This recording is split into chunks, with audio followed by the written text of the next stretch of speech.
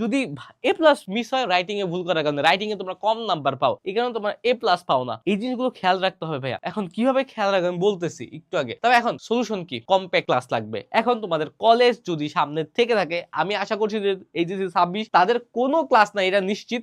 HSC 27 তোমাদের সমস্যা হচ্ছে কি, তোমার ক্লাসে এগুলো তোমাদের ধরে ধরে পড়ানোর মতো সময়টা নাই। কারণ একটা ক্লাসের মধ্যে টিচারদের অনেক পড়াতে হয়, তারা ইন ডিটেলস পড়াতে পারে না। এখন তোমার কাজ কি? তোমার কাজ হচ্ছে আমাদের এই ইবিআই কোর্সে চলে যাওয়া। এখানে ইংলিশ, বাংলা আর আইসিটি, এই তিনটা হচ্ছে টপিকের বা চ্যাপ্টারের উপরে বিস্তারিত ক্লাস আছে। আমি এখন ইংলিশের কথাই বলি। ইংলিশে কি দেওয়া আছে? সিম্পলি এই রাইটিং এর প্রত্যেকটা নিয়ম ধরে ধরে, প্রত্যেকটা রাইটিং এর টপিক নিয়ম ধরে ধরে, কিভাবে প্যারাগ্রাফের টপিক সেন্টেন্স লিখতে হয়, কিভাবে কনক্লুডিং সেন্টেন্স লিখতে হয়, application, dialogue, flow chart, pie chart, bar chart যা আছে সকল কিছু, হ্যাঁ চিঠি, ইমেইল, সকল কিছু রুলস একদম আমি নিজে তোমাদের ধরে ধরে পড়ায় দিছি। কিভাবে আসলে কমন না পড়লে অ্যান্সার করতে পারবা, তবে রুলস গুলো মনে রাখবা একদম, তুমি যা নোট করে রাখো আর কিচ্ছু না।